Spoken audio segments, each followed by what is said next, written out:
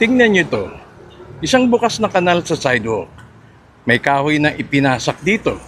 Hindi para ayusin, kundi para magbabala.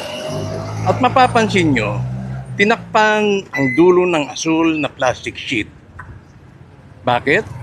Para kung may matisod, hindi diretsyo ang tama. Hindi agad masugatan. Ito ang tinatawag na harm reduction. Tignan natin ang loob ng kanal. At makikita ninyo ang loob.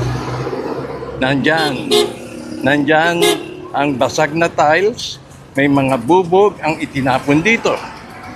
Matalim ang dulo. Ibig sabihin, kapag may nahulog, hindi lang simpleng sugat ang usapan. Hindi pa inaayos ang kanal. Hindi pa natatakpan. Hindi pa nalilinis ang loob. Pero may isang mahalagang desisyon ang ginawa rito.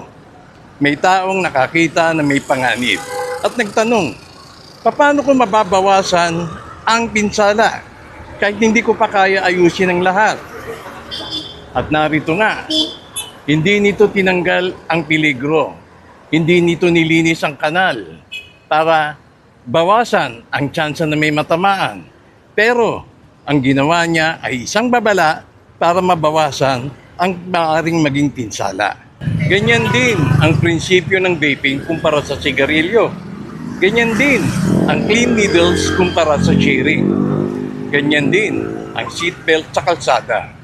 Hindi pa perpekto ang mundo at hindi nawawala ang panganib. Pero sa bawat hakbang ng harm reduction, mas kaunti ang nasasaktan, mas kaunti ang nagkakasakit, at mas kaunti ang namamatay. Kapag may bukas na kanal na may basag na bote sa loob at may naglagay ng babala tulad nito at may nagbalot sa dulo ng kahoy para hindi makasakit, hindi pa actually naaayos ang sistema. Pero pinili niyang bawasan ang pinsala. Kung kaya mong makita ang lohika nito sa isang simpleng pirasong kahoy na binalutan ng asul na telang plastic, kaya mo ring makita ito sa kalusugan, sa panganib at sa mismong lipunan. Yan ang tunay na diwa ng harm reduction.